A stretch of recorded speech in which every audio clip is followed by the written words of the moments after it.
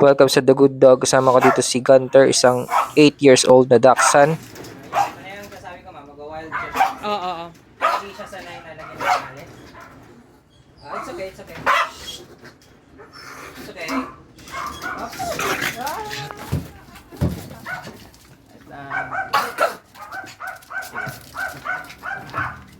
Oops. Ito, hindi natin ito inihila. Siya yung naghihila niya ng aso. Opo, Hindi opo. niya kasi alam kung paano mag-react sa, Opo. sa tali. Okay. So, wild siya. Okay. Okay.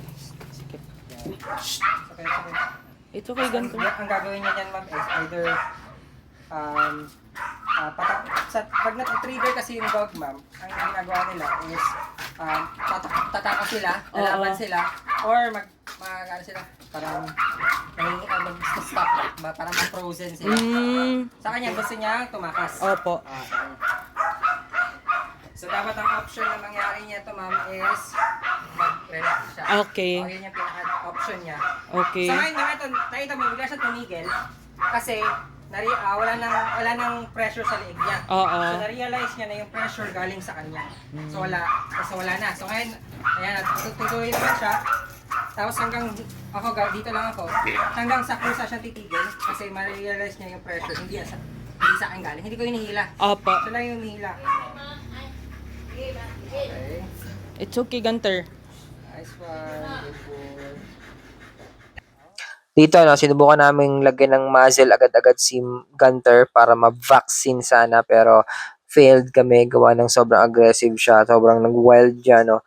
So kaya ang ginawa ko muna, sabi ko kay ma'am na mauna muna yung exercise, yung walking, yung leash training. Then para din maka-build ng bonding yung dalawa, yung may-ari at si Gunter, at magkaroon ng trust bago kami mag-proceed sa muzzle training. Pero yun, kita naman dito, sobra ding nakiki-cooperate din ng may-ari, no? Kaya sobrang galing. At hindi talaga niya sinusukuan itong si Gunter.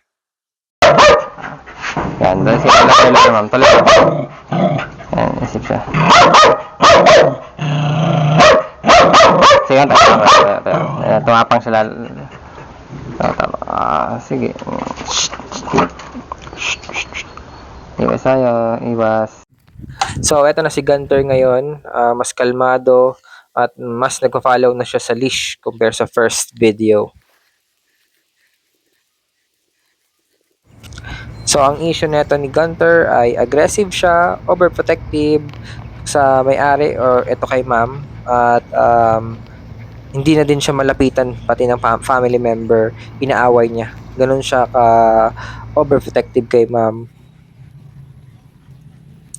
So, bali ang ginawa namin dito ay meron lang kaming daily exercise. Talagang inilalabas namin siya. Pupunta kami ng coffee shop. Eto, dito kami sa Crocodile Park. Tapos minsan sa Azuela Cove para ma-socialize siya, para ma-change kumbaga yung routines niya. So, hindi na siya laging nakakulong, hindi na siya laging nasa bahay. Talagang, yun, inilalabas na yung lahat ng naipong energy through exercise. So, ang gagawin natin yun, pag meet silang dalawa, either mag-isa may ma-trigger. So, kailangan, hiwalay muna kayo, then meet ulit. Pagod na siya, pagod na siya. So, parang pumasok sa brain niya, ganito kakalma, i-meet tayo. So, i-meet siya naman. Sige ma'am, walk naman tayo. So, kasama namin dito ang mother ni ma'am na siyang takot na din kay Gunter gawa ng overprotective siya. Hindi na nga din makapasok itong mother ni ma'am sa kwarto niya. Kaya ayun, willing naman po itong si mother na makikioperate at para din mawala din yung takot niya kay Gunter at para din masanay si Gunter sa family member niya. Kaya mas madali, kung i-train mo talaga, mas madali mag-train talaga sa mas younger kasi wala pa silang, ang issue lang sa younger dog is makulit lang talaga. Makulit lang, and then nag-explore sila, nag-explore. So ngayon, ang big kasi niya ma'am, pang-hunting talaga, sinong bahay. Big na ma'am. Tikas sa talaga sa mga, yan lang yung nakakabukakan.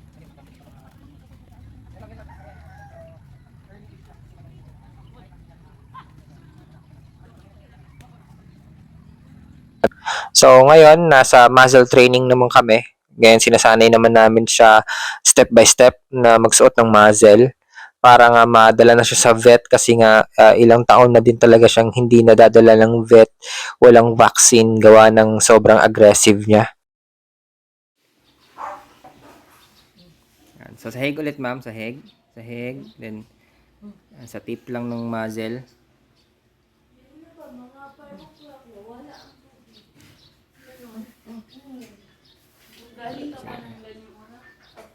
Nahulog, okay lang. Kapoy ka ayo to gahapon, no? Wala na ko nila kauban ni kapoy kay ko. Yan, nice. Nag-iisip siya. Good boy. Nice one. Boy. Okay, sige, last ma'am. Last pa. Meron pa ba ma'am? Wala na Ay, naubos. Ay, meron pa pala sa meron pa yan.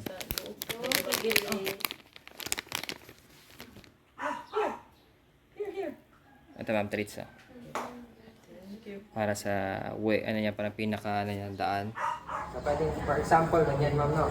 Hawak ang tali. Dito ka. Tapos, dito ka hawak. Ito na gawin mo. Dito ka. Okay. Ito ma'am. Para siyang bite. Oo. Yung nakaganyan ka ma'am. So, kahit na nagawin yung swing, Mm-hmm. sasaksak siya dito, nakahawak ka dito. Ako na lang mag-turn. Sige lang ma'am.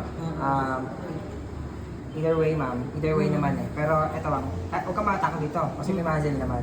Tapos ito, lagi nakita mo ma'am lalo yung hawak dito tali. Pagdating dito ma'am, kahit anong gawin niya, tapos ikaw naman ma'am, dito ka nakahawak sa paa niya. Kasi yan yung pangtanggal niya eh.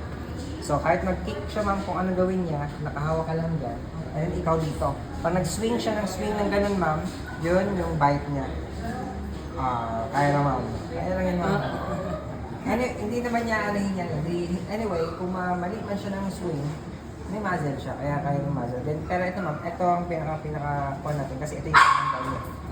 Ito support, kahit anong gawin niya, ito lang, if in case ma'am kasi, kaya kahawak dito, ano niya kasi, magbabite pa din siya. Magbabite siya doon, so, mas gugulo. Kasi ito yung pang-control mo.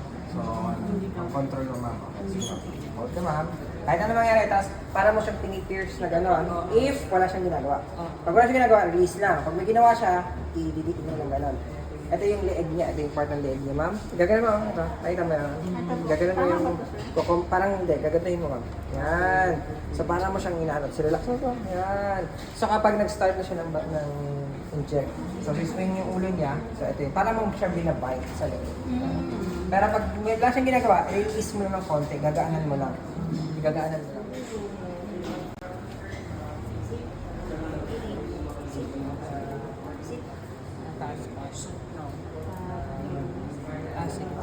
Parang ganun ma'am. Ganun mo. Ibuka mo yung koko. Yan. Yan.